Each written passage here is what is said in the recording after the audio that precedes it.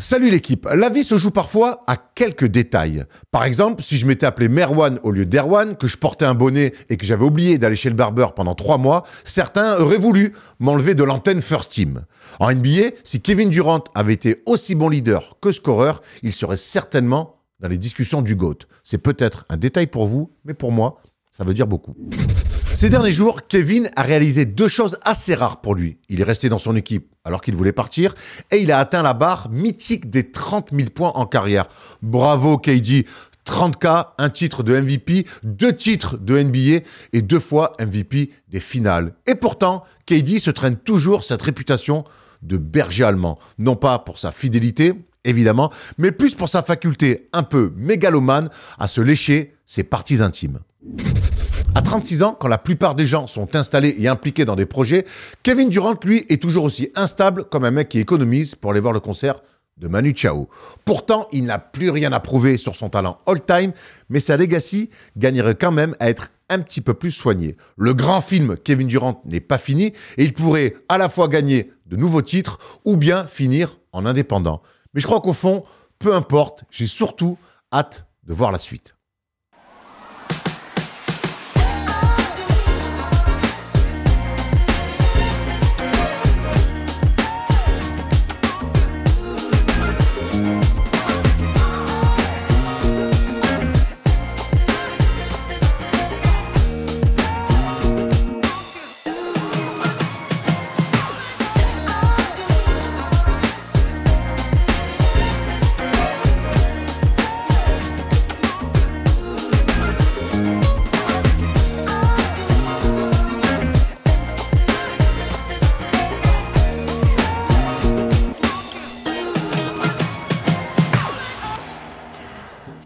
Salut l'équipe, on est jeudi et le jeudi c'est le First Day Show et vendredi c'est le All-Star Game Weekend. Le All-Star Game Weekend, on va pas beaucoup en parler dans cette émission puisqu'on en a parlé hier dans l'émission Undrafted que vous pouvez retrouver évidemment sur la chaîne YouTube NBA Europe. Et en plus il y aura 4 Français, on va se régaler, les débuts de Doncic, oui, mais aussi tout le programme de All-Star Game avec une nouvelle formule. On est revenu sur tout ça. On va aller droit au but parce que Weekend de All-Star, casting de All-Star avec Thomas Dufan et Stephen Brun. Je suis très inquiet les gars parce que ça fait 20 minutes qu'on est assis dans le canapé et vous dites que des saucisses depuis tout à l'heure, des mecs en grande forme. Ça va les garçons? Ça va super, je suis ravi qu'on ait fait une émission en hommage à Dijon, puisqu'aujourd'hui le thème est moutarde, c'est incroyable ça. Erwan Moutarde, petite moutarde. Non, et... pour moi c'est pas moutarde, c'est mustard. DJ Mustard. DJ Mustard. Steph, joli t-shirt, bravo, joli t-shirt aussi, et ces jolis t-shirts, si vous voulez les retrouver, vous pouvez aller sur le site Dahomey, exactement, pour retrouver le merch de First Team. Il y a aussi les suites hein, qu'on a fait pour Noël, il en reste encore, et vous pouvez les commander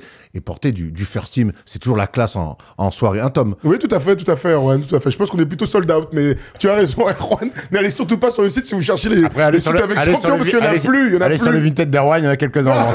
Le problème de Vinted, c'est qu'il y a plein de trucs. Il y a plein de trucs sur mon Vinted, mais je t'envoie, du coup, comme j'envoie jamais les trucs, je sais que j'ai mis plein de trucs sur conneries. Non, c'est trop T'as jamais dur. fait les colis? Trop dur. Les gens, ils ont payé tout ça? Non, ils ont pas payé. Non, mais je réponds même pas, en fait. Ils me font des propositions. C'est trop chiant. C'est quoi cette histoire? Vinted, c'est affreux, mec. Tu mets les trucs tout neufs à 50 balles et dis, je te le prends à 22 €, mais tu peux me prendre la mensuration entre la taille du falzar et... Bon, allez, fous-moi le camp, tu l'achètes pas, gros. Bon, on a d'autres choses à annoncer que nos mauvais Vinted mal gérés. Parce que, comme d'habitude, on a des choses à vous proposer cette semaine, en plus du First Day Show, en plus de la libre antenne. On a une interview dimanche midi. Elle va te plaire, celle-là. Je pense qu'il faut que tu la regardes absolument, Steph. Je pense que vous devez tous la regarder. C'est l'interview de Robert Horry. J'ai eu la chance d'aller dans sa très jolie maison sur les hauteurs de Los Angeles, vers Pasadena. Regardez ce qu'il nous a un peu raconté. Ça va vous donner l'eau à la bouche. How do you see your NBA journey? You know, I look at my NBA journey as a successful one. You know, you think about it, I played 16 seasons, won 7 championships, and a lot of people look at me as, oh, that's the guy who just, you know, piggyback off a Dream, piggyback off a Shaq, piggyback off Tim Duncan.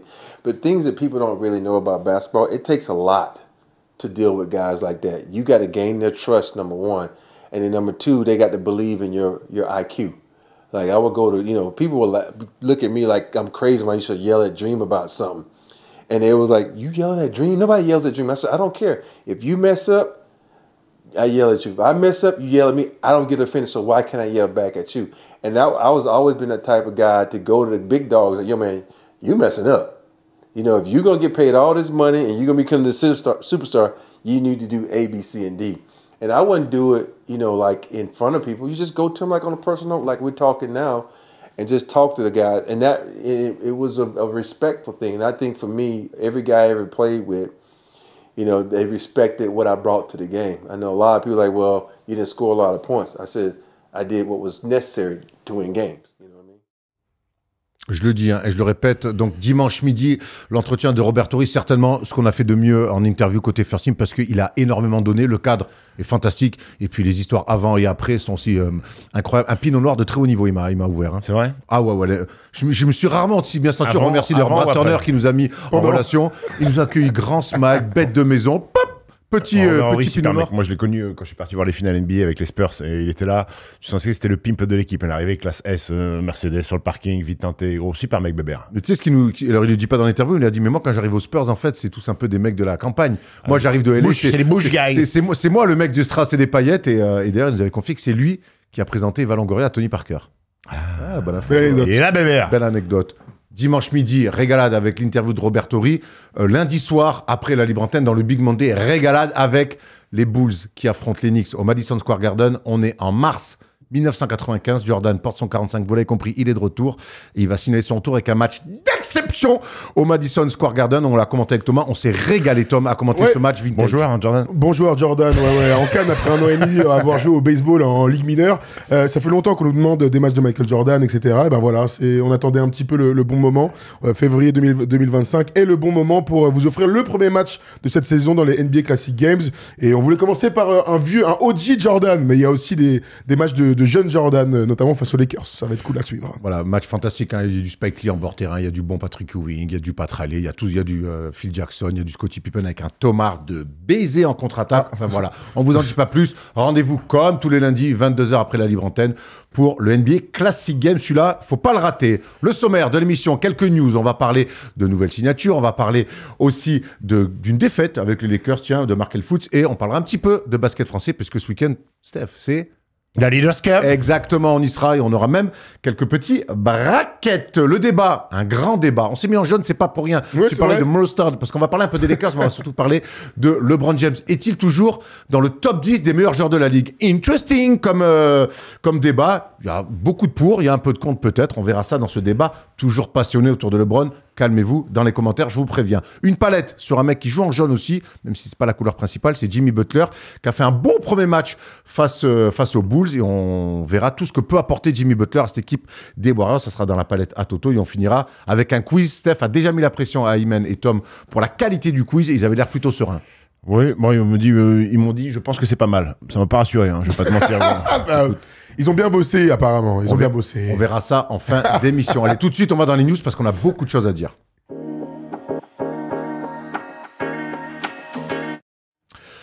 Et on attaque avec le plus chaud, c'était le deuxième match de Luka Doncic avec LeBron James. C'était face à la même équipe, face au Jazz. Par contre, c'était pas le même résultat, Thomas. C'était une vilaine défaite, 131-119. Pas de canne pour les Lakers et une défaite qui casse une jolie dynamique. Ah ouais, je te confirme, match minable. Zéro énergie, zéro défense, que les tirs à 3 points. En général, c'est les ingrédients pour une soirée ratée. C'est exactement ce qu'on a vu hier.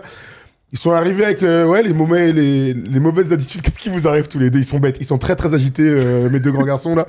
Non, un mauvais match de basket. Ils ont été dominés pratiquement tout le long. À partir du deuxième quart-temps, ils ont été menés de 25 points. Laurie Markkanen les a détruits. Jordan Clarkson les a détruits. Et Alex Len est un joueur minable. Voilà ce que je peux te dire sur ce match. Keontae George aussi vous a détruit.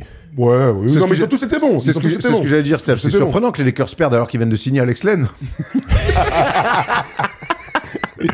Mec, Alex Len. Ouais.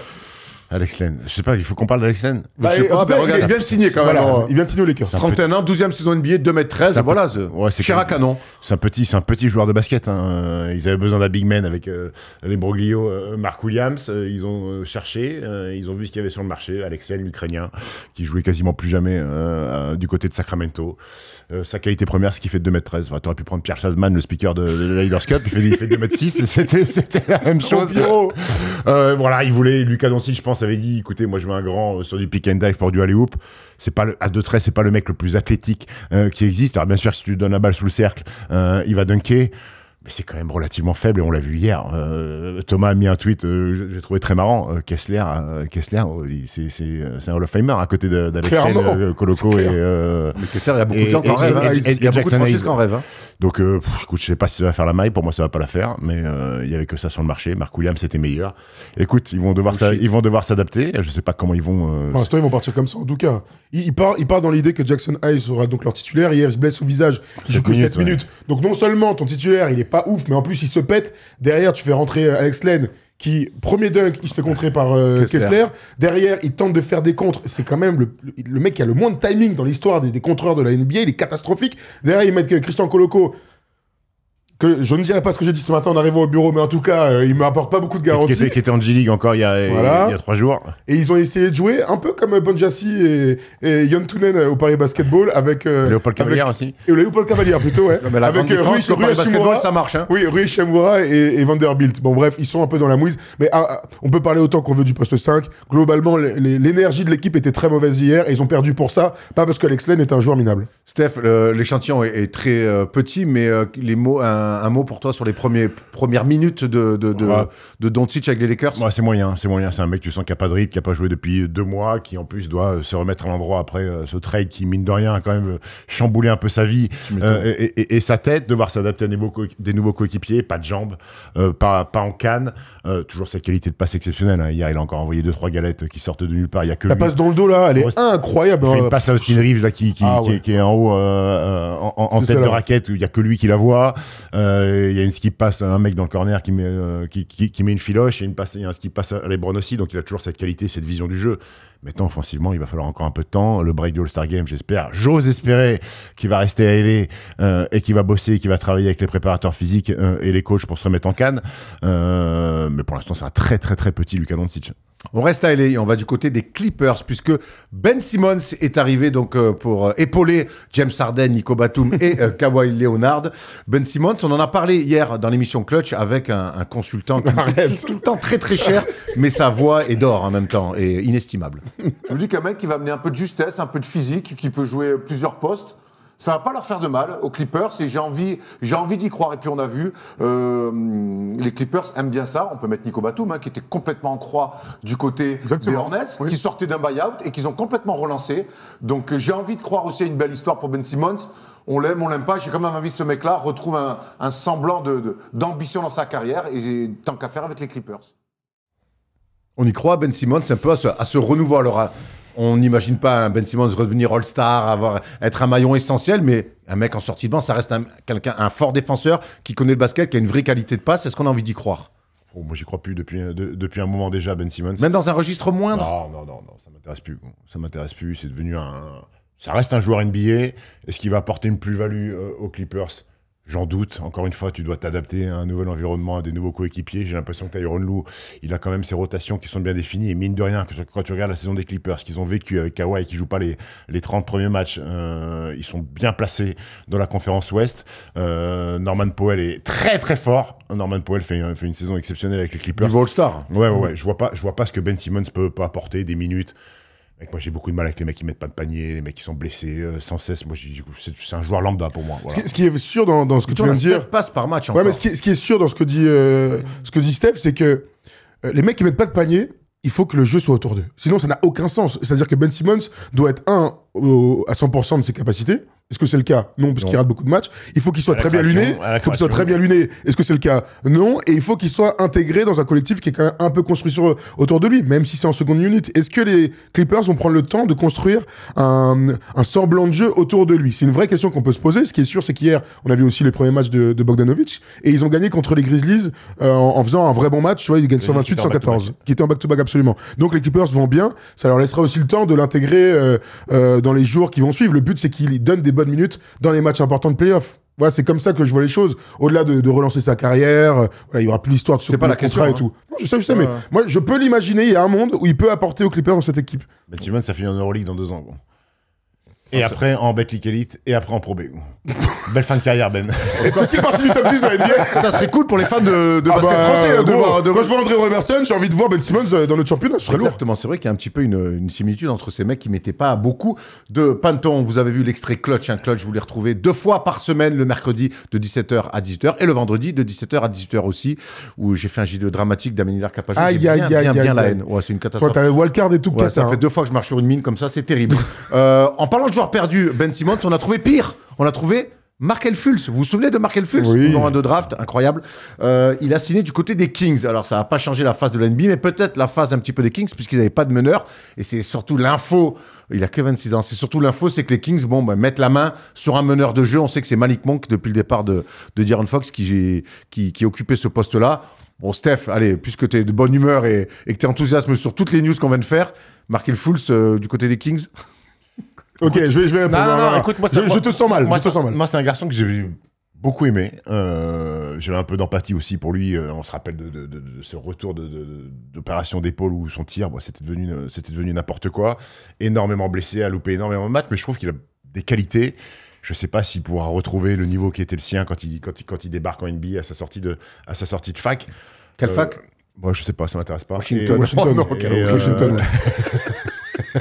Mais Sacramento, oui, a besoin d'un point de garde parce que Malik Monk, c'est bien, mais c'est pas vraiment son poste de prédilection. Écoute, moi, j'ai envie de croire encore à ce garçon.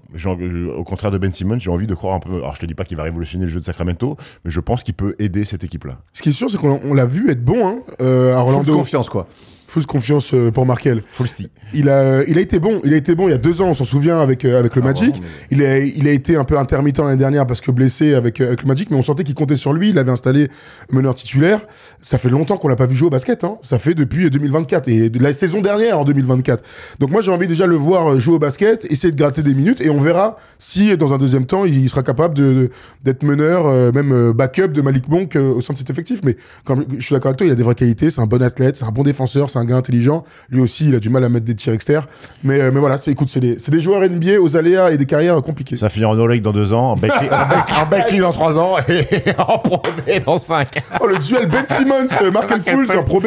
Lui, je suis pas sûr qu'il finisse en Pro B. Par exemple, c'est Jamal Murray qui a mis 55 points hier après un début de saison compliqué. On se souvient de lui au jeu déjà où il était pas à 100%. Il a eu un début de saison compliqué. On s'est posé beaucoup de questions autour de Jamal Murray et de l'importance de ce meneur de jeu-là pour que les Nuggets retrouvent des ambitions. Bon, ben là, il a envoyé... 36 tirs, le cochon. Ah ouais, c'est fait kiffer. Mais il faut. Pour mettre 55, faut envoyer. Et c'est un bon message aussi envoyé à ses coéquipiers. On imagine que ça va lui mettre une belle confiance. Record en carrière, 55. Merde, quoi. C'est une super nouvelle. C'est une super nouvelle pour les Nuggets qui vont très bien. Ils sont en train d'essayer de rattraper les Grizzlies à la 2e place de la conférence Ouest. Ils sont à 8 victoires consécutives. Et évidemment, Jamal Murray est important dans tout ça. Tu te souviens, on avait fait ce débat il y a un mois et moi je vous ai dit, il va beaucoup mieux, Jamal Murray.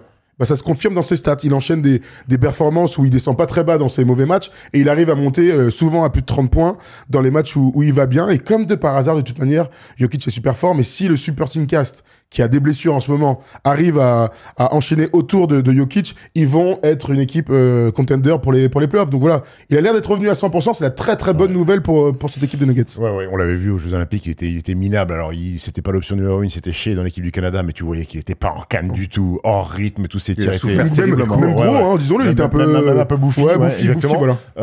Là, t'as l'impression qu'il y est, 55 points, c'est énorme. Et pour parler des Nuggets, il y a un mec qui est très fort, c'est Kiki Brown. Brown, il est très bon. Kiki Brown. Ah ouais, Kiki Brown. Bon, Christian Brown. Ouais, bien sûr.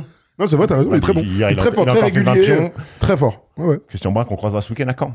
Ah, on va voir ton père à Caen? Ouais. Ah ben enfin, je vais rencontrer le daron brun. Mon père à Caen qui m'a fait une très belle... Je te raconte une petite histoire. Ah ben, on est là pour ça. Kiki hier qui se fait opérer de la cataracte donc à l'œil, il va à la clinique et il veut pas qu'on l'emmène, il veut conduire, donc il prend sa voiture pour aller à la clinique. Sauf qu'ils lui disent, monsieur Brun, vous allez pas repartir avec voiture. Il dit, ah ouais, si, bah mon fils viendra me chercher, moi. Donc il m'appelle, il me dit, ouais, l'infirmière va t'appeler, tu diras que tu vas me chercher. Je dis, ok, donc il m'appelle, je suis en plein Moscato Show, c'est la pub. L'infirmière, oui, monsieur Brun, votre père est prêt, vous pouvez venir le récupérer. Je dis, ok, j'arrive. Mais lui, il pensait qu'il allait sur le parking et il prenait sa voiture. Sauf que non, ils attendent que quelqu'un vienne le chercher et tu signes un papier. Donc il dit, bah vous partez pas, votre fils il arrive quand? Donc il me rappelle. Il m'appelle au téléphone avec le numéro de la clinique. Il me dit, oh, Stephen, tu vas me chercher quand? Et moi je sais pas si je devais mentir ou pas mentir. Je sais pas s'il était sur Opala. Je dis, bah j'arrive et tout. Il me dit, ok, très bien. Sauf que je suis jamais arrivé. Donc ils l'ont jamais laissé partir. Il a dormi sur place? Ben non, ils ont fait venir un taxi pour un bon transport. Tu sais. Le taxi il arrive, il est parti voir le chauffeur de taxi. Il dit, merci monsieur. Bon, j'ai ma voiture qui est là, je vais y aller. Donc il a pris sa voiture. Il a quand même réussi. Il a quand même réussi. Non. Il est bien rentré quand même. Il est bien rentré, Kiki. Avec un œil comme ça, il a pu conduire le pirate.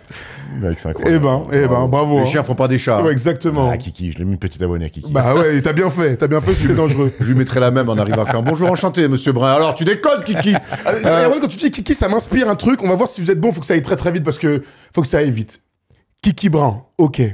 Mais parmi les joueurs dans l'histoire de la franchise des Nuggets, Kiki il y a Van de d'autres. Weg. Kiki Van de Weg. Ça m'inspire évidemment ça. Non, mais il y a 9 joueurs. Erwan, arrête de faire le. Regarde-le. bah non. Regarde-le. T'as vu ce qu'il a fait? Il a fait Kiki Van de Weg. Ouais, gros. T'as vu ce que c'est? À deux doigts de mettre la main dans son falzar. Mais je me remettais droit dans mon fauteuil.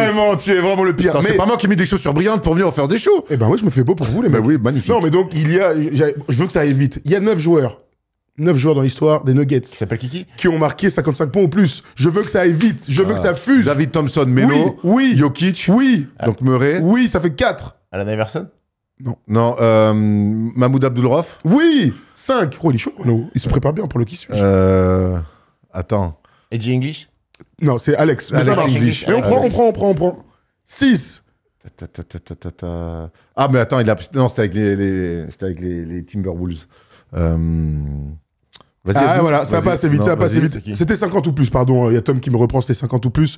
Il y a un meneur de jeu dont on parle jamais aux Nuggets, début des années 90, qui est All-Star en 92. Mahmoud Abdul-Rauf? Non, il vient de le dire ça. 26 points par match. Ils me l'ont fait tout à l'heure. J'ai eu les initiales, je l'ai pas eu. Incroyable. Année 90, c'est quoi vrai. les initiales Il a joué aux Bullets. Attends, il a joué aux Bullets. Il a Michael joué. Adams? Michael Adams, c'est Michael ici. Adams. Hey, ils ont dit, comme ça. Voilà, ouais, voilà, c'était tous ces mecs-là. J'ai oublié les autres, vous me les envoyez. Mais c'était Kiki Van de Weg, Kiki Brun, voilà. Il n'y a qu'un pas. Parfait, bravo. On va parler un Un peu. gros Kiki. On va parler un peu. On va parler un peu de basket français. Peut-être le puisque père Grady Dick. Tout à fait. on peut reprendre le fil de vraiment. l'émission. Insupportable. On sera à Caen avec Steph et Thomas Laroukis ce week-end et Clément Alberstadt aussi pour commenter la Leaders Cup. Ça commence dès vendredi 13h sur la plateforme DAZN. Vous voyez le bracket. Donc c'est Steph qui commence avec Ouvrez les Cholet Le Mans, il braquettes. me semble. Hein, Ouais. c'est ça? Moi, je commente à 13h30 Cholet MSB et à 18h30 Bourg-en-Bresse Monaco. Voilà. Et après, donc, on a dans l'autre partie de tableau. Donc on commentera la finale tous les deux aussi dimanche 19h ouais. en gratuit sur la plateforme DAZN. Ça va être toujours bien la Leaders Cup. En plus dans cette jolie ville de j'aime Caen bien. que je connais pas, qui est la tienne. Hein. Tout à fait, je suis né à Caen, natif de Caen, donc je vous ferai visiter si on a un peu de temps, parce que les journées sont chargées. Hein, Enfin, Clément a promis qu'il allait vous sortir. Hein. Ouais, Très bien. on nous amènera à l'hippodrome. Alors, la bonne info, c'est que tout est sur DAZN et que tous les jours, il y aura un match gratuit sur la plateforme et aussi sur YouTube. Donc voilà, tous les soirs, restez bien connectés. Et je crois que d'ailleurs, ça commence avec Bourg-en-Bresse Monaco, donc le meilleur match des quarts de finale. Non. Gratuit. Oui, gratuit. Gratuit. Et s'il y a des canets qui veulent nous affronter, parce qu'on sera avec Thomas Laroukis, qui veulent faire un 3-3 dans le week-end sur un playground, on est là, si vous voulez vous faire laver. Pas dehors, Vous envoyez un petit DM. Pas dehors. Oh, dehors, on mettra un petit jogging. On ira. Moi, je joue plus dehors, hein, c'est bon. Oh, monsieur là sans là. bourgeoisie, il nous faut un parking, un Spalding, Et un courtside. et un courtside. Dédicace à Bourg-en-Bresse. Je n'entends que de la jalousie dans tout ça. On a fait le tour, là, du coup. On a fait le tour. Attends, il me crie quelque chose. Chacun a fait son bracket, je crois. pour les pronos. Chacun fait son bracket. Ah, bah, justement. Ah, bah, vas-y. Alors, Steph, c'est quoi ton bracket? Envoie le premier. Mais on les a dit, on les a dit. On les déjà, a dit non en plus dans l'émission Elle avec, les met dans un avec club. Stephen Brun. On a fait une belle preview. Donc, ça, c'est le bracket de qui, ça? Ça, c'est le Mien. mien. Moi, je vois l'Asvel gagner. L'Asvel qui m'a un peu inquiété en deuxième mi-temps face au Paris Basketball, mais comme dans les previews qu'on avait faites, j'avais dit l'Asvel. Je vais rester sur l'Asvel. Je crois à Attends, l'Asvel. mais la bonne info, c'est que j'ai vu deux surprises. T'as vu Bourg-en-Bresse, bas Monaco, Ouais. toi. C'est surtout ça, l'info C'est ça, de ton bracket, mon quand même. upset des quarts de finale. Voilà, la grosse info pour Erwan, c'est ça. Ensuite, c'est à moi. Moi, j'ai dit que les 4 passés, les 4 favoris, ce serait la première fois depuis qu'on couvre la Leaders Cup. Et j'ai dit. Paris Basketball. Pas du tout. Moi, j'ai dit Asvel. Ça, c'est Thomas Laroukis. Ah, c'est Thomas Laroukis Très qui dit bien, Paris mais Basketball. très bien. Paris Ouais, Basketball, le Thomas mec, il est pas Laroukis. là. Stephen, toi, tu dis Monaco. Monaco vainqueur contre Paris en finale. Très La bien. seule Bien, surprise ça que aussi. je vois, c'est le MSB qui bat Cholet. Voilà, donc il y a quand même Et des Thomas, surprises. donc Thomas qui dit l'Asvel. Ouais, moi, je dis aucune surprise en quart et voilà. Dites-nous pour les aficionados du championnat de France, ceux qui nous suivent tous les week-ends, de nous dire qui va gagner cette Leaders Cup édition 2025 qui se passera donc du côté de Caen. Ça commence vendredi 13h sur DAZN. On est prêt pour le débat? Là, chaque fois un débat LeBron, ça envoie. Fuck les Browns! Oh non, mais merde! Le débat sur LeBron, toujours top 10 de la Ligue ou pas?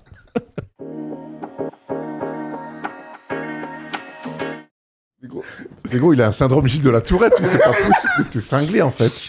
Mais t'es malade, en fait. Voilà, c'était une petite blague. Ah ouais? Non, mais ça m'a fait beaucoup rire. Mais bon, je sais qu'il y en a, ça les a Mais je sais, ils vont aller sur les chats. Eh, Brun, t'es le hater de LeBron. Ouais, je peux pas le blairer. Et alors? Alors, la question qu'on a envie de se poser plus sérieusement, parce que c'est une vraie très bonne question, c'est LeBron James, à 40 ans, est-il toujours top 10 NBA à l'heure actuelle, évidemment. Donc, sur cette saison, 24,4 points, 7,8 rebonds et 9 passes tout rond, le tout avec un coquet 51,7 de réussite au tir. LeBron James, c'est des stats monumentales à 40 ans quand même. Bah oui, 22e saison. Enfin, avant qu'on rentre dans le top 10, on redira une nouvelle fois, on le dira tant qu'il n'aura pas pris sa retraite, c'est hors norme, c'est unique, c'est du jamais vu, ça n'a aucun sens d'avoir 40 ans et d'être dans des stats comme ça, d'être en plus tout en haut de la conférence. Ouais, c'est pas comme si c'était pas allié à des victoires. Je rajoute à ça qu'il a joué 48 des 52 matchs de cette saison des Lakers. Je veux dire, on peut comparer avec les 10 meilleurs joueurs de la Ligue. C'est la première bonne information pour un mec qui est censé normalement finir en fauteuil roulant une carrière aussi longue. Ah ben regarde, le fauteuil roulant, il en est loin parce que regarde les stats qu'il a sur le dernier mois. Ouais, regarde les stats qu'il a sur le dernier mois. Donc il est quasiment à 26 points par match, 17e meilleur score NBA, 7,7 rebonds et 9,4 passes encore. Et tu l'as dit, et c'est surtout important de le dire, c'est associé avec des victoires. Steph, le bilan, il est incroyable et les Lakers sont bien partis pour avoir l'avantage du terrain potentiellement en play-off.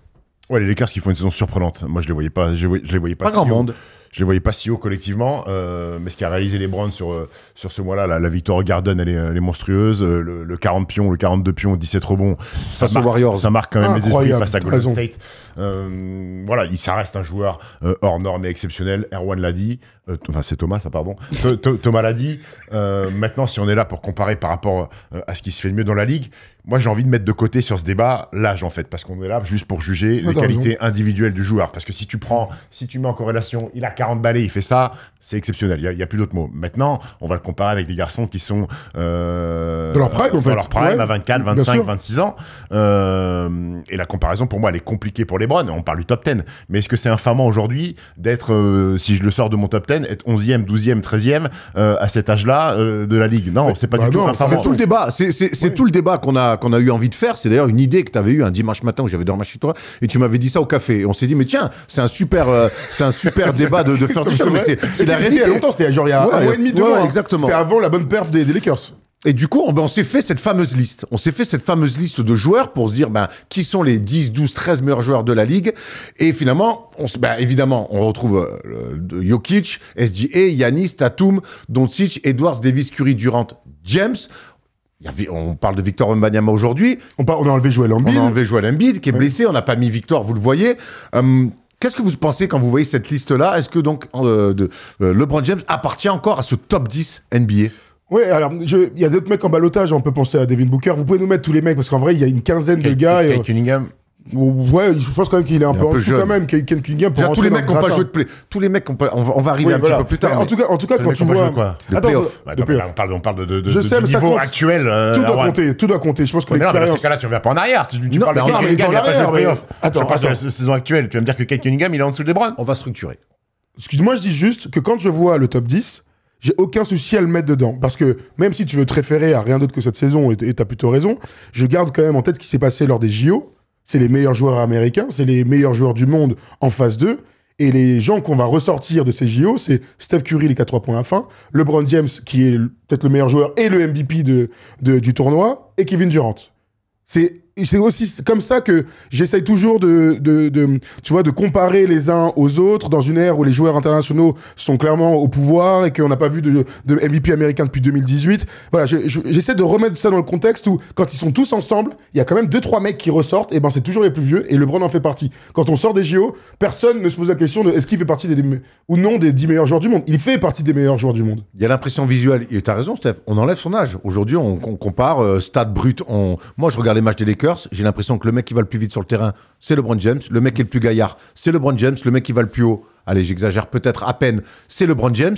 Quand on voit, tu parlais du match au Garden, j'ai quand même vu un mec, peu importe qu'il ait 25 ou 40 ans, j'ai juste vu un mec plus fort que tout le monde dominer dans des bons matchs de NBA, dans des matchs de haut tableau NBA. Il a toujours ce truc de dire, sur un match, 2 matchs, 3 matchs, même s'il a peut-être moins la faculté à enchaîner, mais sur des séquences, même des matchs longs, il est capable encore de dire, je suis le meilleur.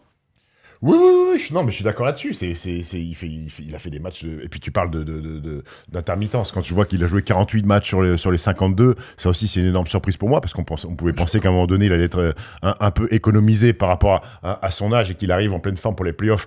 C'est pas du tout le cas. Le mec, il joue 34 ou 35 minutes par match.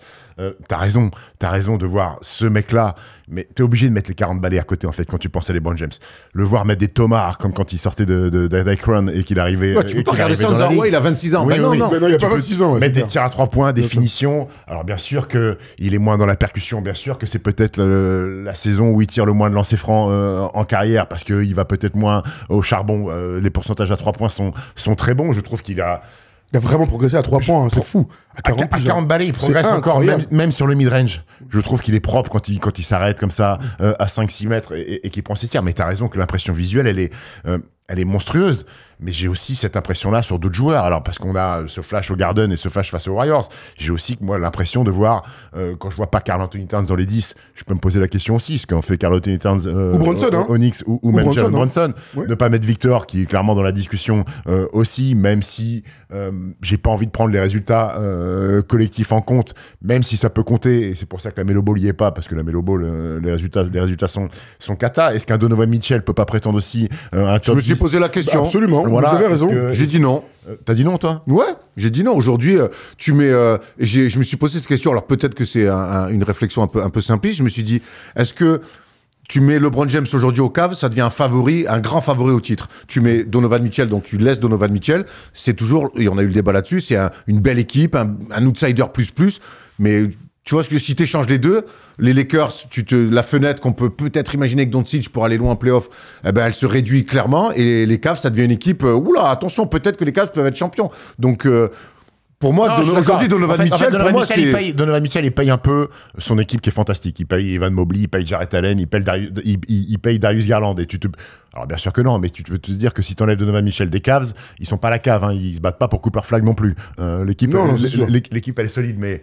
Bon, je trouve pas ça honteux de mettre LeBron parmi les 10 meilleurs joueurs. Non, je trouve qu'il y a un débat. Actuellement. En fait, c'est un bon débat, faut le dire. Ouais, c'est un bon débat. Et puis, mine de rien, ce débat, t'as envie de le faire sur le niveau intrinsèque du joueur, mais mine de rien, t'as l'âge. T'as toujours dans la tête l'âge de LeBron James. Bien sûr, t'es obligé. Et c'est affolant, en fait. Tu sais, affolant. Est-ce que Jordan, à 40 ans, alors j'ai oublié son passage Wizard, à Washington, il était à 20 points. Est-ce qu'il était encore parmi les 10 meilleurs joueurs de la Ligue? En 98, quand il arrive aux Bulls, forcément, c'est le meilleur. Aux Wizards, il est loin du top 10. Il va même pas en playoff. Il a des blessures. Il a 20 points par match. Vous avez peut-être vu, sur les réseaux, là, ces derniers jours, un truc qui est ressorti. Pour l'un de ses tout derniers matchs de sa deuxième saison aux Wizards, il y a 20 points d'écart, c'est fini et tout. Et il y a tout le public qui lui dit, qui pousse le coach à le remettre sur le terrain pour marquer des lancers francs, les marquer et avoir 20-0-0 en moyenne de saison. Donc, tu sais, souvent, là, on parle des mecs qui veulent faire les triple doubles. Westbrook s'est fait détruire pour ça. En fait, c'est dans l'histoire de la NBA. J'ai ressorti des trucs. Là, John Stockton, on le faisait, il prolongeait certains matchs pour essayer d'avoir la meilleure moyenne dans l'histoire à 14 passes sur une saison. Donc, ça fait partie de la NBA d'avoir des records. Donc, voilà, je trouve important de le redire dans tout ça. Il y a un truc que tu n'as pas dit tout à l'heure, c'est on parle beaucoup des hauts, et c'est normal, tu vois, des highlights d'une saison, mais on se souvient qu'en début de saison, il a des très très bas.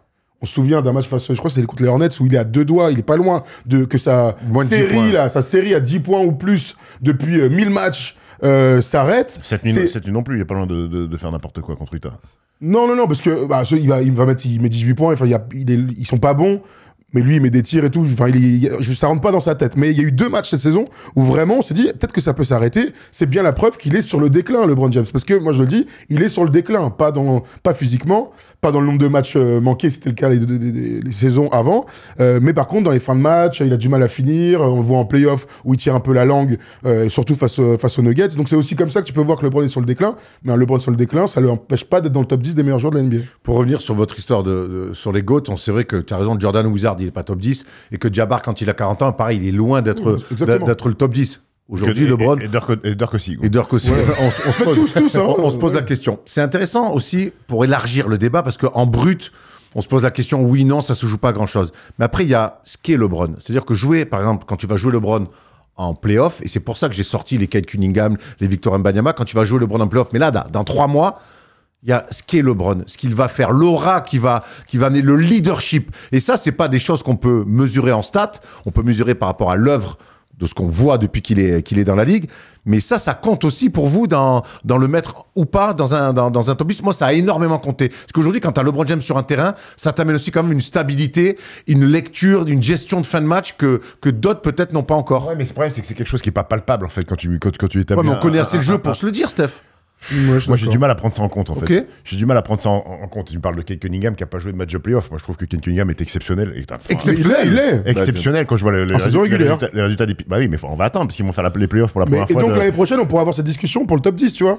Oui, mais là, sur la saison actuelle, tu veux pas me dire que Kate Cunningham est derrière LeBron? Ah, moi, je pense qu'au vu des résultats des Lakers, LeBron, il est au-dessus de Kate Cunningham, oui. J'ai pas de souci avec ça.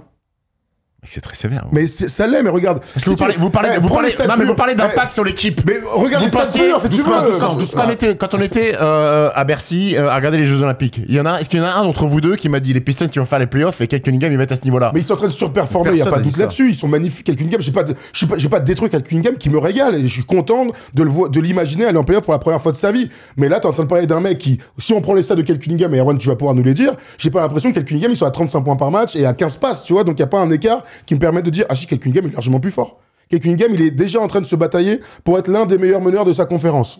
LeBron, il est dans autre chose. Donc, moi, j'ai du mal à comparer les deux au vu du cycle de leur équipe, de leur carrière, etc. Quand Kate Cunningham, il passera un tour de playoff et qu'il sera un candidat MVP, on pourra en discuter. Kate Cunningham, 25,4 points par match, 6,3 rebonds, 9,4 passes. Bah voilà. Honnêtement, je pense que LeBron, cette année, il pourrait récupérer peut-être 2 voix pour le titre de MVP. Pas Kate Cunningham.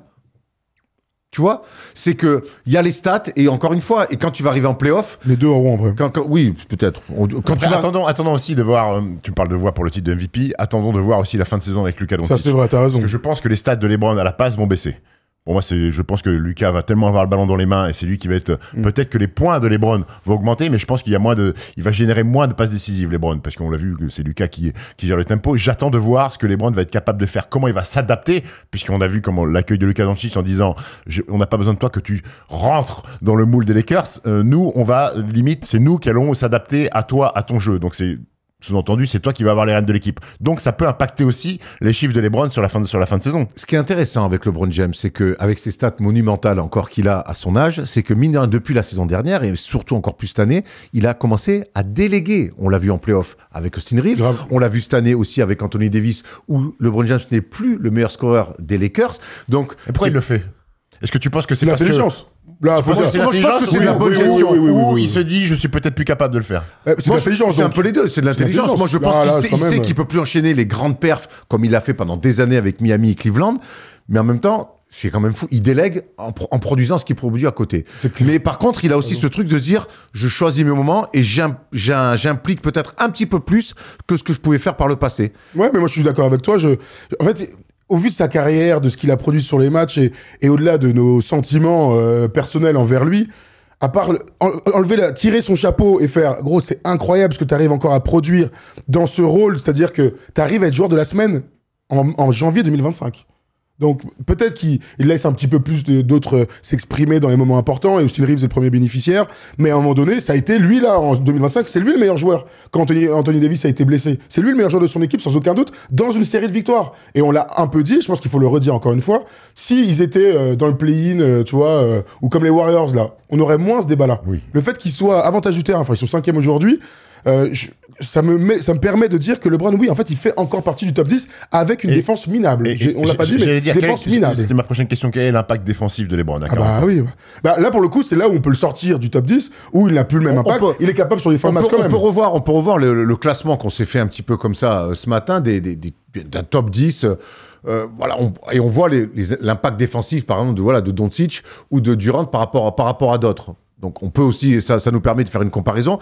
Encore une fois, il y a l'impact défensif. Cette question, elle est très bonne, même si les Lakers sont une très bonne défense depuis maintenant, Tom, quelques semaines aussi. C'était la meilleure défense de toute la NBA là, sur les 11 matchs où ils ont gagné 10 fois. Donc, et là aussi, on verra l'arrivée de Luka Doncic et le départ d'Anthony Davis, l'impact défensif que ça va avoir sur cette équipe-là. Est-ce qu'aujourd'hui, et on l'a vu, alors ça reste un échantillon d'un match à Salt Lake City, ils se sont fait détruire par... On a vu le bon à l'aller et le très mauvais au retour. Voilà, on a vu Lauri Markkanen faire ce qu'il avait envie de faire, et donc il va forcément y avoir des carences. Mais puisque Luka a pris tous ces reproches-là en quittant les Mavs, est-ce que lui va peut-être pas aussi avoir envie de se mettre des pelées défensives et dire ok, moi je suis aussi capable de défendre. Est-ce que LeBron est encore capable de le faire? C'est-à-dire, est-ce qu'il n'est pas performant en attaque, faire les chiffres qu'il fait, en s'économisant un petit peu défensivement? S'il se met dans le jus défensivement, est-ce qu'il est capable encore, sur 35 ou 36 minutes, d'être bon comme ça en attaque? Ça sera de la gestion. Moi, je pense que ça sera de la gestion.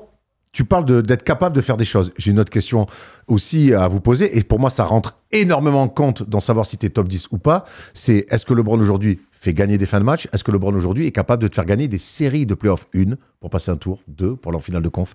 Est-ce qu'aujourd'hui, LeBron James, c'est toujours ce gars-là aussi, par rapport au mec avec qui il est en concurrence directe aujourd'hui? Je vais te répondre, Erwan, sur un truc très simple, c'est que je trouve que c'est une très mauvaise question. Je te le dis très honnêtement.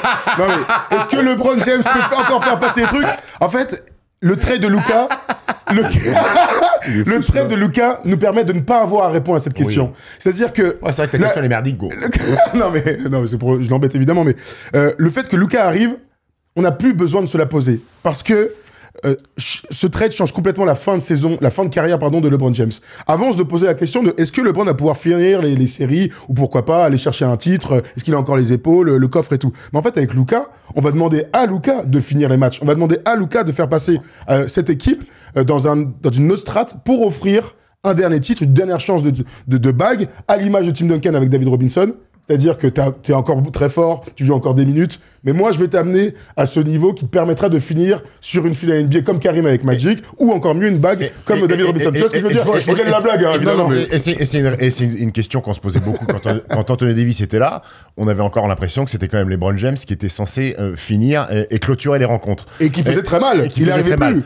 Et Thomas a raison de dire qu'il a donné des ballons à Austin Reeves. Oui, c'est pour ça que je pose cette question. Mais l'arrivée de Luka Doncic, pour moi, répond à cette interrogation-là, puisqu'on a vu que Luka l'a fait au Mavs, en allant en finale de conf contre les Warriors, en allant en finale NBA. On a compris que ce bonhomme-là, lui, tout seul, alors avec les LeBron et les joueurs des Lakers, c'est lui qui va t'amener sur les money time, c'est lui qui va prendre les ballons pour mettre les paniers avec son step back 3 points, c'est lui qui va générer les victoires dans le money time. Et je pense qu'on a pu cette question-là à se poser sur les LeBron qu'on se posait quand Anthony Davis était là. Alors, je vais essayer puisque ma question était merdique, je vais essayer de la reformuler un petit peu, de la rephrase. Est-ce que LeBron James, dans une fin de match, sur le terrain, tu vois ce que je veux dire? Le fait qu'il soit sur le terrain, je reste persuadé que ce mec-là, quand il est sur le terrain sur une fin de match serrée de playoff, ça change quand même la donne, plus que d'autres. C'est-à-dire que quand Doncic, il avait les ballons avec les Mavs et qu'il y avait d'autres mecs autour, même Kyrie, je pense que si t'as LeBron à côté, c'est quand même pas pareil. Mon sentiment, c'est que Luka fait plus peur aux autres dans un money time que LeBron James. En 2025. Là, actuellement. Oui, mais 2024 ou 2025. Et LeBron James en deuxième. Mais je te dis que Luka va générer les fins de possession. Luka prendra soit pour lui. Le problème, c'est qu'il va attirer tellement la défense que LeBron sera éventuellement dans un nouveau rôle, peut-être en bout de chaîne. Que Luka le trouvera pour mettre des paniers sur les lectures de défense, où LeBron sera à 3 points, où LeBron jouera Mais c'est Luka qui va générer toutes les fins de possession. Ça veut pas dire que LeBron n'aura plus de ballons non plus. Ça veut pas dire que LeBron n'aura pas des game winners. Kyrie Irving a eu des game winners par la création de Luka, par la passe. Et LeBron va se retrouver dans ces cas-là. Mais c'est pas lui qui va être porteur de balle. C'est pas lui qui va être à la création du pick and roll. Il va peut-être se retrouver dans un nouveau rôle. C'est pour ça que je disais que les passes décisives vont diminuer. Mais il va se retrouver en bout de chaîne sur des spot-up 3 points ou des spot-up mid-range qu'il a peut-être jamais eu avant dans cette équipe des Lakers. Ouais, je te rejoins complètement, parce qu'il y a un truc qu'on a très peu dit après le trade, c'est que on dit Luka, il faut avoir une idée de jeu et tout, mais en fait, Luka et LeBron, ils ont quand même une particularité, c'est que quand tu les mets sur le terrain, et je le dis tout le temps, t'as qu'une manière possible de jouer. Il faut qu'ils aient la balle dans les mains. Il faut qu'ils jouent des pick and roll, il faut qu'ils jouent des 1 contre 1. Après, tu crées du mouvement à l'opposé, tu réfléchis intelligemment à comment tu les entoures avec des shooters, avec un mec qui peut poser un écran et aller chercher des alley-oops. Mais honnêtement, ce basket-là, il est facile à construire. Ce qui est difficile à construire, c'est les bonnes fins de match, les bons plays, la connaissance des uns avec les autres. Et ça, faut du temps. Et je pense que 3 mois, ce sera pas suffisant pour espérer être champion. Par contre, dans 18 mois, avec une free agency l'année prochaine, un nouvel été, un training camp et un été où il n'y a pas de... Et un nouveau big man. Et un nouveau big man, sous-entendu. Eh bien, on peut imaginer que dans un an, même si LeBron aura 42 ans, on peut imaginer que cette équipe puisse être championne. Vous voyez ce que je veux dire? Donc c'est pour ça que ta question, je t'embêtais tout à l'heure, mais c'était... Non, mais ça, on a compris. Je vais le redire encore une fois, parce que je vais m'en remettre. J'espère. Non, mais en fait, il a acheté il a acheté une fin de carrière peut-être à LeBron. Ce qui n'était pas la perception des gens avec Anthony Davis. Clairement pas. Et donc, c'est l'écart qu'il y a entre Donc, Anthony Davis et Luka Doncic. Pour recoller au débat, il y a la question de ce débat qui est passionnante, c'est que donc, vous m'expliquez, un mec finalement à qui on me dit, mais non, c'est pas lui qui va jouer les derniers matchs, c'est pas lui, les dernières positions, c'est pas lui qui va faire gagner des matchs, c'est pas lui qui fera passer des séries. Donc, il est deuxième option. Oui. Donc, s'il est deuxième option, est-ce qu'il peut être top 10 ? Moi, je dis non. Moi, je dis que oui quand même. En fait, tu sais, c'est qui est le meilleur poste 3 Elle est bonne cette c'est question. une magnifique question. En fait, les mecs vont pas s'excuser de jouer ensemble. Tu vois, c'est ça mon souci, moi. À un moment donné, on parle de valeur de joueur intrinsèque, on parle de rôle. LeBron James est un top 10 de la NBA. En tout cas, en ce moment, il n'y a rien à dire. Moi, je te rejoins là-dessus. Le parallèle va être un petit peu gonflé, mais à un moment donné, quand tu accueilles un joueur de la stature de Luka Doncic, tu dégringoles dans la hiérarchie. Rappelez-vous Miami, D. Wade et Chris Bosh. Chris Bosh, je ne vais pas dire, est dans les 10 meilleurs joueurs de la ligue. Ça se discutait en tout cas. 15. Mais Ouais, il ouais. n'était pas très Ça se loin. discutait. Quand LeBron arrive, D. Wade est un candidat MVP. oui. Voilà. Quand LeBron arrive, Chris Bosh devient, je vais pas dire un joueur lambda, mais devient, je sais pas, sous-fif, c'est un peu sévère. Sacrifice. Ça devient star quand même et tout. Enfin, il continue à être All-Star. Mais c'est plus les mêmes responsabilités. C'est vrai. Alors à un degré moindre, pour moi, je vois LeBron comme ça. Et tous les mecs qu'il y a dans la liste et tous les mecs qu'on a sortis de la liste, comme Victor Wembanyama, comme Karl Anthony Towns, Kate Cunningham. Kate Cunningham, ces mecs-là, est-ce qu'aujourd'hui, à New York, Karl Anthony Towns est l'option numéro 1 des Knicks? Non, C'est Jalen non, Brunson. non. Bronson. Oui, je suis d'accord. Oui, non. Mais Moi, je pense qu'on peut discuter de qui est le meilleur joueur là-bas, mais qui est le plus important, ça reste Brunson. Après, je dis ça, mais si l'autre s'il se pète, ils sont finis. Mais ce qui est quand même fou pour rester sur LeBron James, c'est que tu parlais du chiffre de 42 tout à l'heure. Moi, la question que je me pose pour ce garçon-là, c'est que quand est-ce qu'à un moment donné, il va y avoir un déclin chiffré? C'est ça, en fait. Est-ce qu'à un moment donné, 41, 42, 43, est-ce qu'on va passer un jour de 26, 6 et 8 à 14, 3 Mais- Même moins de 20, moins de 20 déjà. 19, J'arrive pas à visualiser ça, en Mais fait. tu sais que déjà, à 40 ans, s'il était à 17, Mais oui. 4 et 5, ça serait énorme. Mais oui, t'as raison. Le mec, il a 10 Mais de vous plus. arrivez à visualiser ça, une saison de LeBron à D'accord. 14 points de Non. moyenne? C'est comme Saint Thomas, c'est que moi, tant que j'ai pas vu, Il est là, j'y il crois est là. pas, quoi. Ah, je suis là, je suis il là. a rien de sain, par contre, lui. Hein. Mais Si, il y en a deux. Mais t'as raison. belle paire et- de loges, Thomas. En fait, je me rends compte d'un autre truc quand tu dis ça, c'est que j'ai pas envie de voir ça. J'espère T'as que envie qu'il arrête avant LeBron, il arrêtera à 21 points par match. Ouais, dans 3 Mais ans. Voilà, dans 3 ans. Dans 3 ans, ça finit en Euroleague. Dans 5 en Belgique Elite. MVP de l'Euroleague dans 3 ans, au Pana, au calme. moi, c'est une bonne question et on va digresser un peu du débat, mais quand on parle de LeBron, forcément, ça arrive. Moi, je crois effectivement qu'il arrêtera avant d'être vraiment d'un mec qui marque 12 points péniblement par match. Je pense que là, tant qu'il sent qu'il peut mettre 25 comment tu tous le les sais soirs. Comment tu le sais, ça? C'est ça la grosse l'ego. question. Parce que je pense la qu'il grosse a- question des retraites des plus grands, c'est comment tu sais que tout d'un coup, tac, tu vas chuter. Parce que si tu fais une saison à Ouais, 25, 7 et 8, tu sais quand même. tu te dis l'année prochaine, ça va encore bon. Quand Steph, est-ce que tu sais que tu vas être Je moins pense bon? qu'il doit le sentir. Je pense que ce mec-là, son corps est tellement une Formule 1 qui sent direct le truc. Je pense que le jour où il se dira, oula, ce soir c'est dur, ou je peux pas enchaîner, ou je peux plus mettre 20 points par match à minima, je sens que je l'ai plus, parce que là ça se voit qu'il est facile encore, il dira j'arrête. Oh, mais ça veut dire que tu la démarres la saison. Tu peux pas sentir ça à une Mais en fait- intersaison, en fait. Tu vois ce que je veux dire? C'est-à-dire que la saison, tu vas la démarrer et que tu vas t'en rendre compte en jouant des matchs. il a Parce que encore- il a moi, je encore pense qu'il y a 30 ans. il y a plein de mecs qui sont repartis dans des saisons en se disant allez je vais voir. Je pense qu'à partir du moment où tu dis je vais voir, c'est que t'es perdu. Lui il sait. Est-ce que ça Je pense peut qu'il a arriver des à LeBron? certitudes. Ouais, Mais est-ce que ça peut- Mais est-ce c'est que- très complexe, hein. Est-ce que ça peut lui arriver en Et fait? ça fait partie d'un débat philosophique. Quand est-ce que Ouais, bien sûr. les Nadal, les Federer, les Cristiano Ronaldo, les Léo Messi, tout ça. J'espère. C'est très Ils complexe. ont tous poussé. Alors Messi Ouais. c'est autre chose. Ronaldo et Messi c'est autre chose parce qu'ils vont encore bien physiquement. Mais tous les mecs que t'as cités, donc Nadal et Federer, ils ont poussé plus loin que ce que leur corps permettait. Oui, mais finalement, avec le recul. en pensant que sur le niveau sportif, ils étaient encore capables de le faire. Ok. C'est leur corps qui leur a dit stop. Mais eux, dans leur tête, sur le coup de raquette, ils étaient encore Donc il y capables aura de des le faire. blessures alors. Il y a une question aussi sur le fait d'anticiper la retraite de LeBron. Quand est-ce qu'il le décidera? C'est que qu'est-ce qu'il a encore à aller chercher? Un titre peut-être.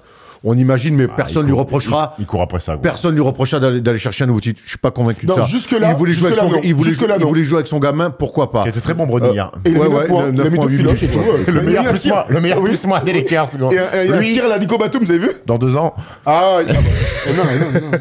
Et en Un fait, tour il Avec Cedric Ice. a atteint les 40 000 points. Il est le meilleur scoreur de l'histoire. Aujourd'hui, je pense que l'arrivée de Lucas, va donner un Doncic petit coup peut de boost. peut-être te remettre un petit coup. Ah, est-ce que je peux avoir une dernière fenêtre pour aller jouer un dernier titre? Mais aujourd'hui, LeBron, qu'est-ce qu'il a envie d'aller chercher vraiment de plus que ce qu'il a déjà fait? Bah, il a tout, de toute façon. Hein. Il a tout, les gars. Il a une carrière qui vaut 2 carrières de Hall of Famer. Donc il a tout. Tom, dans certaines discussions, je crois que le jour où il va sentir un peu moins bien, il sera en paix pour dire merci, au revoir, j'ai tout fait. Bah, si ça je le sens comme ça. Dans les quelques déclarations où il commence à penser, la dernière fois, il sortait d'un match monumental, il a dit je suis fatigué maintenant. Je vais aller boire un petit verre à la maison parce que maintenant je suis fatigué. Oui. Je crois qu'en fait, et c'est peut-être pour ça aussi qu'il est encore aussi fort, c'est qu'il est en paix avec tout ce qu'il a fait. Il a atteint tout ce qu'il voulait faire. Il s'est même fait un petit kiff perso avec son gamin. Aujourd'hui, il a le kiff de Lucas, ça reste un compétiteur, mais le jour où il se dit, je crois que je suis un peu moins bien, il arrêtera parce que LeBron, il a tellement toujours été au top physiquement que le jour où il sera un peu moins bien, il dira, c'est plus pour moi. Tu penses que dans sa tête, il a pas besoin d'une bague supplémentaire? Je crois pas. Tu penses qu'il est en paix? Il est en paix avec ça? S'il peut oui. Parce qu'il a fait d'autres choses. Oui. Il dépassera jamais Jordan en termes de titres et de finale. Mais son histoire, elle est écrite différemment. De finale, de titres, juste. Et de titres. Ah oui, t'as dit en de finale, mais il a joué beaucoup plus de finales, c'est pour ça. Oui, je sais. Mais bref, il a perdu plus de finales, si tu préfères. Ah oui, d'accord. Mais pourcentage de finales. C'est une question merdique encore. Hein? C'est une question moyenne encore que tu viens de poser. C'est pas une question, c'est une affirmation. Je préfère être... T'es chaud, toi? Tu veux qu'on se la mette ou quoi? Il y a un mec qui me dit... Allez. Il aura jamais plus de titres et de finales. Je me dis que je sais pas ce Ok, Maître Capello. Ce que je veux dire, c'est que son chemin, il est différent de je vais être le GOAT par le nombre de titres. Son chemin est différent, c'est les grands débats qu'on a avec les pro LeBron, les pro Jordan. Mais je crois qu'aujourd'hui, moi, je le sens vraiment en paix. S'il peut s'offrir pas contre une fenêtre pour être champion, et avec Luka Doncic, on se pose aussi cette question-là, il sera à fond. Mais moi, je crois qu'il est en paix avec déjà tout ce qu'il a fait. Et ça explique pourquoi il est si relâché, qu'il est encore si fort. C'est qu'il a plus rien à prouver. Mais vraiment. T'as raison. La seule chose, et j'ai vu la lumière, il y a un seul truc qui pourrait lui faire arrêter sa carrière plus rapidement, c'est les Diddy Tapes. Mais quoi?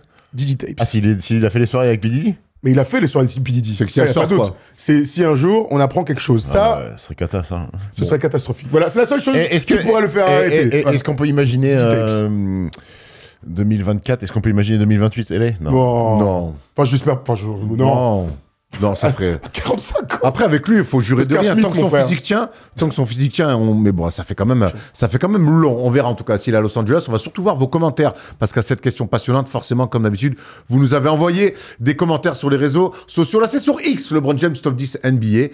C'est Castalar qui nous dit ça. Depuis le début de l'année, tout le monde s'accorde à dire que AD porte cette équipe.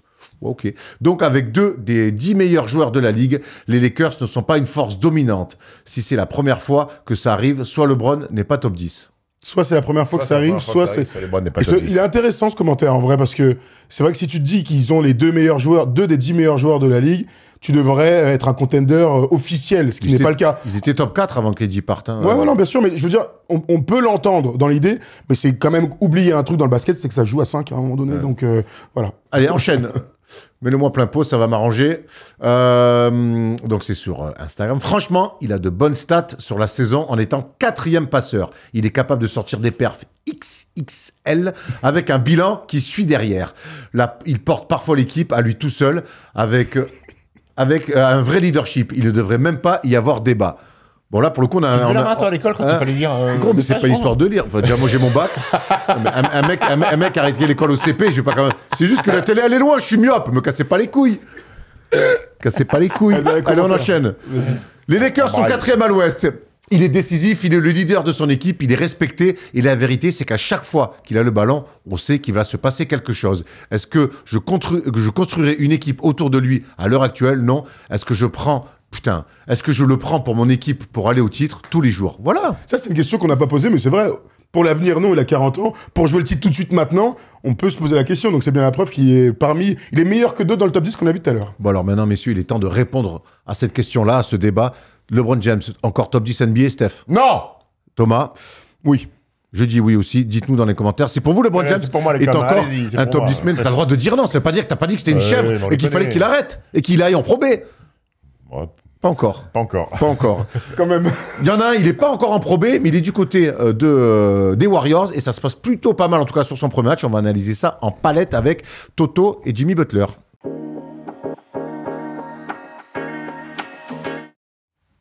Et oui, Stephen Brun qui nous fait un joli jeu de mots avec la palette. Chevalier à la palette, duo comique monstrueux. Je veux un train pour Pau. Mais on va pas parler de Pau, on va parler des Golden State Warriors et de Jimmy Butler. Thomas. Il y en a qui ont...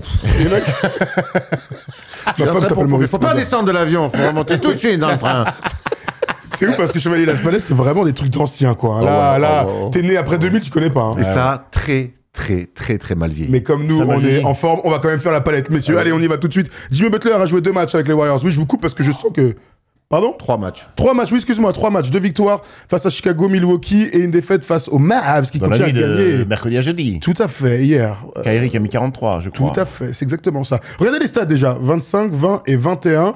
Il est très en forme, visiblement, hein, puisque... Il a envie de jouer, en tout cas. Voilà, il a envie de jouer et il est en forme, c'est la bonne nouvelle. On va commencer avec une première palette qu'on a trouvée dans le match d'hier soir. On va commencer avec ça, et puis on fera les matchs ensuite face à Chicago. Regardez ça, messieurs. Jimmy Butler, the third. C'est littéralement... Gros, c'est quoi ça? Je voulais commencer par ça, messieurs. Mais qu'est-ce qu'il a fait? Il a fait un peu fort. Qu'est-ce qu'il a fait? Je crois que c'est assez clair. Hein. Bah, soit le short est mal lavé, soit... Avec les gars, on a regardé, on s'est dit c'est une IA et tout, mais pendant le game, regardez pendant le game, on va voir la caméra derrière, là, hop, il y a une belle charge là Bravo, sur Kyrie très bien Irving, c'est pas défendu, ça. Kyrie. Eh les gars, c'est la première palette que je vois avec un mec qui se... Regardez son cul.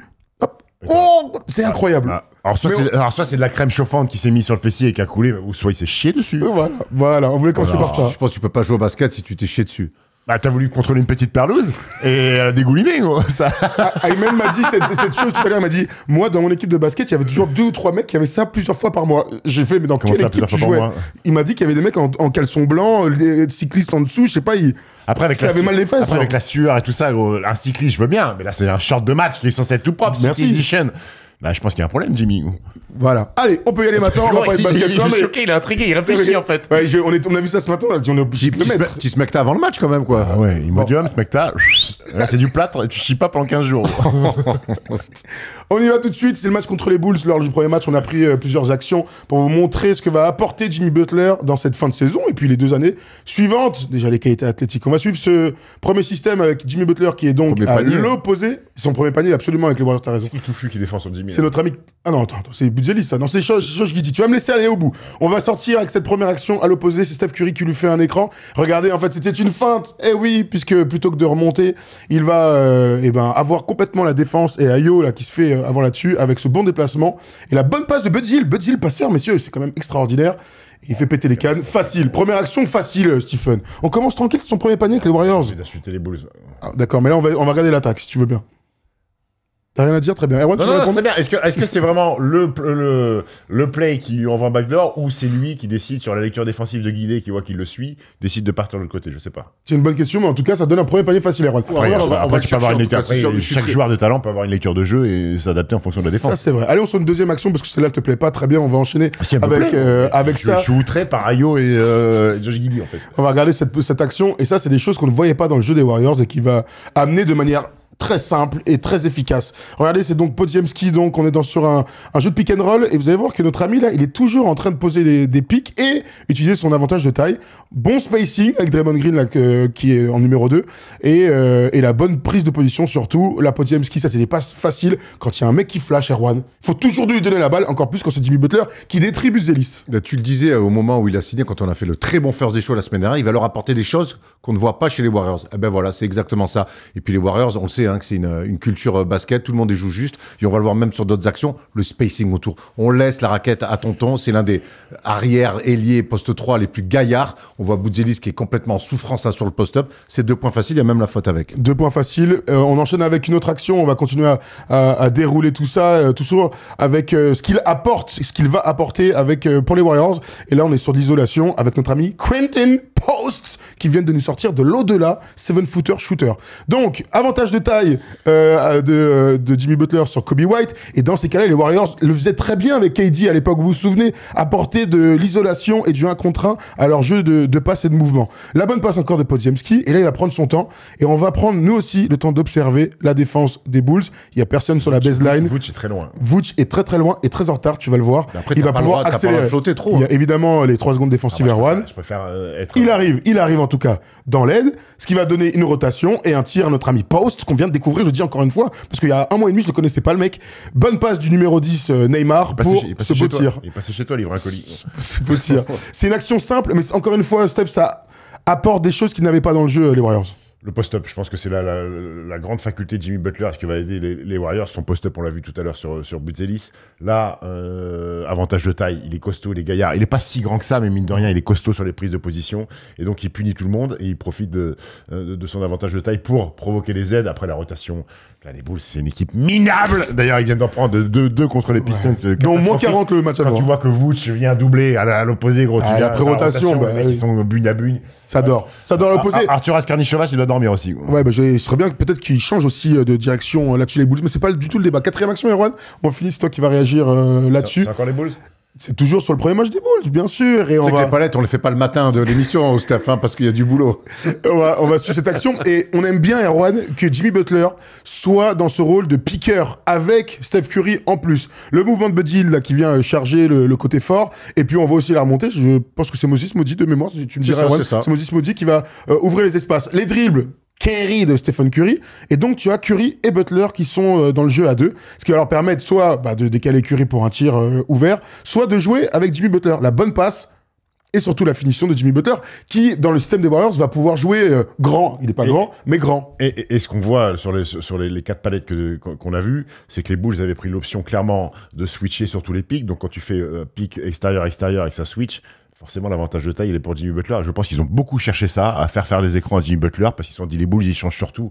Et les mecs qui défendent sur moi, c'est les Buzelis, c'est les Kobe White. On va les détruire, donc ils se sont fait détruire. Ce qui est archi intéressant, c'est que c'est le premier match de Jimmy Butler et on voit déjà qu'ils arrivent à le mettre dans des situations à lui. Ils mettent le ballon pour appuyer sur des match-ups favorables et derrière, on sait que le mouvement sans ballon des Warriors, il est bon. Et ce que j'aime bien, c'est le jeu à 2 avec Steph Curry. Jimmy Butler qui vient poser un pic, ça crée pas mal de problèmes. Et tu l'as dit, Steph, que si tu veux switcher sur tout, à un moment donné, forcément, hop, il va y avoir un mismatch favorable. Et là-dessus, ils sont très, très forts. On parlait de Doncic qui a redonné un petit peu de couleur aussi aux Lakers. C'est peut-être d'ambition à LeBron James. Je pense que l'arrivée de Jimmy Butler, même s'ils avaient voulu récupérer Kevin Durant, je suis en grande forme aujourd'hui. Pour un mec à le back. Back STT, hein. Ah oui. Moi aussi, j'ai fait ça. On m'a dit, tu veux faire quoi? Je sais pas, il me dit STT, c'est quoi? Il y a de l'ordinateur. Je dis, ok, je vais faire. Tu l'as fait ce test là où tu devais apprendre à taper au clavier sans regarder tes mains? Tout à fait. T'as une bonne note? T'as une bonne note? J'y suis pas allé. Vous êtes vraiment des anciens. Attends, c'est quoi ce test là? C'est STT, c'était option gestion. Attends, le test de regarder là, c'est incroyable.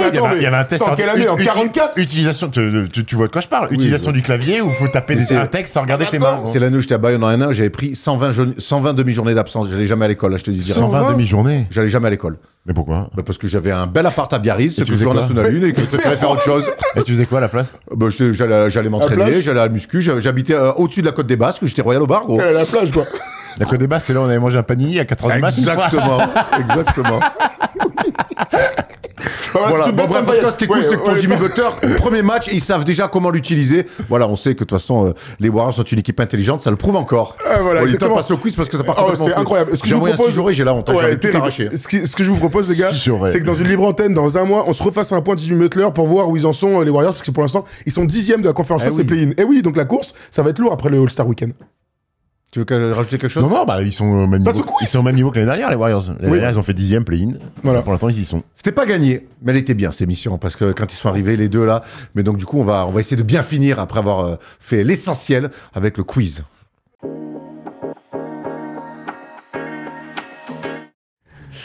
Allez, qui dit fin d'émission, dit quiz. Je pourrais avoir une paire d'Adidas en 45, monsieur. Faut te le faire. Oh, le rageux. Oh, le faux rire et tout. Non, mais attends, c'est une sitcom en fait. Mais moi, à chaque fois que je viens, on me vanne. Je m'en souviens encore, en 2017, j'avais mis un t-shirt Adidas, on m'avait dit que j'étais un... Ah ouais, il était honteux ce t-shirt. Un arbitre de handball.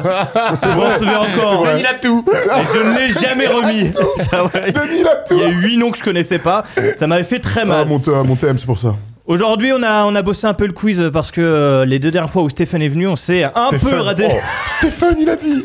Stéphane, je vais le brûler. Stéphane Blonde, allez, excellent. On a fait des petits rébus. Ça fait longtemps qu'on n'avait pas fait des rébus. Ah, bien. Ouais, lourd. On a fait des rébus, vous allez voir. On a pour certains utilisé l'IA. Oh. Voilà, oui. Ça bosse, hein. Et certains, on s'est juste amusé. Voilà, le premier Chris Boucher. Voilà, Chris Boucher. Voilà, comme ça, vous comprenez quand c'est l'IA. C'est exceptionnel, là. Ça compte pas? Ça allait très vite. Si, ça compte. Ah ben bien sûr que ça compte. Bravo. Chris Boucher. Allez, on peut enchaîner. Et j'ai oublié de me noter les noms, donc je joue avec vous. Jerry Ali Keket. Hein?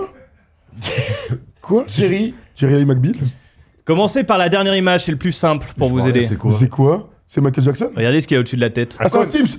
Jericho Sims! Oui, bravo. KO, Sims. Ah ouais, bien. Ah, KO! Ah ouais, wesh. Ah là, il faut des Pas de patrouille glace Bravo. saison. Hein, Patrick Mako? Mais j'ai Alors, même pas vous avez les- bien j'ai le même pas Pat. les refs là. Pat Connaughton. Automne. Ah oui. Oh! Pat Connaughton, très fort, bravo. Ouais. C'est qui? Bah, c'est notre ami Quincy Jones. Ouais, c'est Quincy Jones. Quincy Chaise. Quincy Chaise. Attends, Cher Queen Jones? Herb Jones? C'est mon Non, préféré. Quincy. Attends, c'est Quincy C'est Jones, bien, on c'est débat bien fou. Quincy, ouais. Ouais. Quincy. Quincy est ici Quincy Pond. Voilà. Quincy assis. Quincy assis. Oui. Alors là, extraordinaire, parce que là, il n'y a même pas de blague. Ça, c'est juste. Ah ouais, non, gars, Gratidique. T'as vu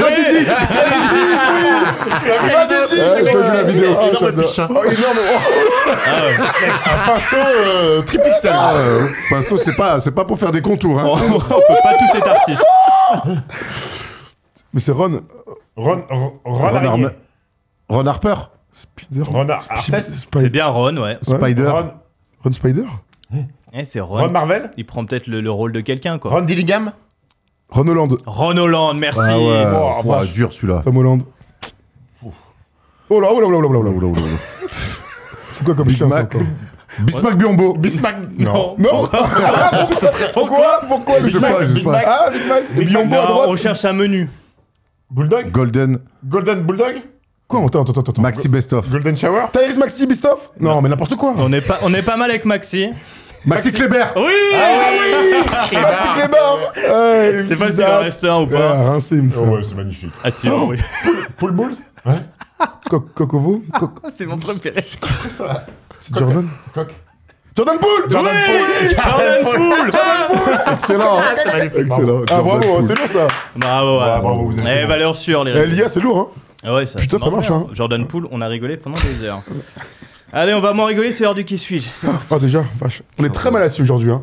Vous êtes mal assis D'habitude, on est mal assis, mais là, on est très mal assis. C'est catastrophique. Ah, J'allais Non, mais c'est incroyable. Mais oui, tu veux pas te mettre Moi, par terre, je non? Je me croirais aux vieilles charrues. Vous êtes de là. plus en plus fin Je et... me croirais aux vieilles charrues en étant devant la scène de Claudio Capéo là. Mais en fait, tu sais pourquoi je me rends compte? Parce que l'autre, il est encore en manspreading. Mais Regarde, oui. il est à l'aise. Je suis en manspreading, frérot. Petit C'est un manspreading. manspreading, ça. Regarde comment je suis.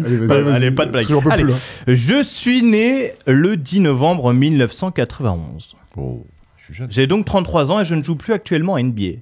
Mais, Je joue ailleurs. commençons par le commencement. Je passe par la même fac que Danny Granger.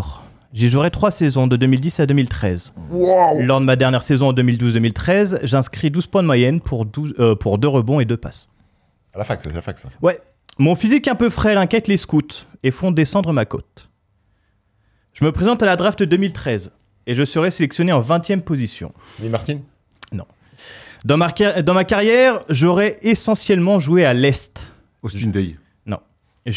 Je reste dans la conférence Est de 2013 à 2021, où je côtoie des forts joueurs tels que Jimmy Butler, Giannis Antetokounmpo ou encore Trae Young. Il joue avec. Ouais, je les ai côtoyés. J'ai joué avec.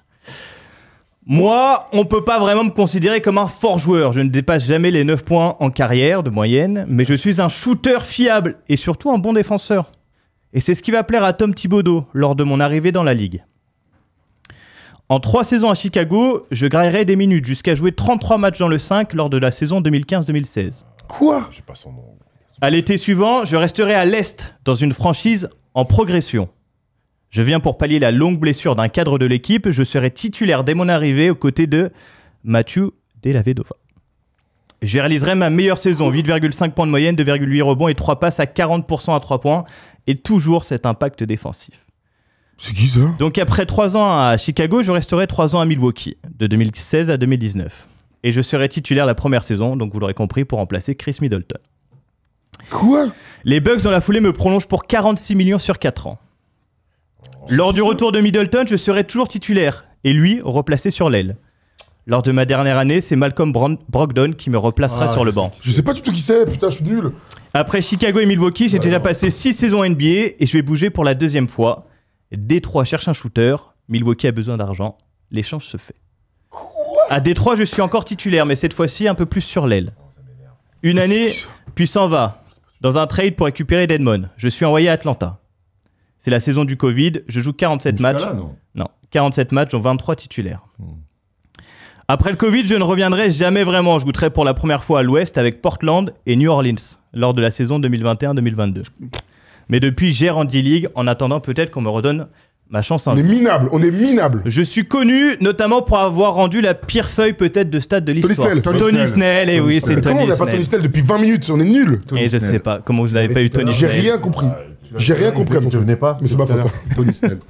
Tony Snell, et oui. Après, L'escargot. après, le physique frêle, je vois ce que tu veux dire, mais j'étais sur Austin Day, quoi. Tu vois, le physique frêle, il est filiforme, quoi. C'est pas non plus une Bah, brindille, quoi. les- C'était quoi? C'était Michigan C'était dans State? son scouting Ouais, report, c'est pas ok. moi qui l'ai Michigan dit. State, Parce ouais. que non. New Mexico. New Mexico. ouais. Danny Ah ouais, Gonzalez, ça me dépasse, moi. New Mexico. New Mexico. Ah, Eh oui, Tony pas beau. Snell, Tony les Snell, amis. Bravo Thomas. Je prends, mais sans gloire. Oui, bon, écoute. Bon, écoute, hein. à Avec l'image de sans l'émission. gloire, Mais bah, elle est très on va bien Mais je dormir. rigole, Merci Arwan. Tom, très bien les rébus, faut pas hésiter les gars, maintenant allez-y. Ah, bravo à Imen aussi, hein, surtout. Ah oui, bravo, c'est la Imen, première fois que je vais merci. dire bravo. Et Bravo, Jérém voilà, il aussi faut qui le nous a dire. beaucoup Et aidé. Jérém qui nous a beaucoup aidé. Comme de par hasard. Merci à Léo, en assistant réal, c'est fantastique. Quand je me croirais chez Laurent Ruquier quand je vois un mec derrière les ouais. caméras avec des casques. Merci à Polo en régie.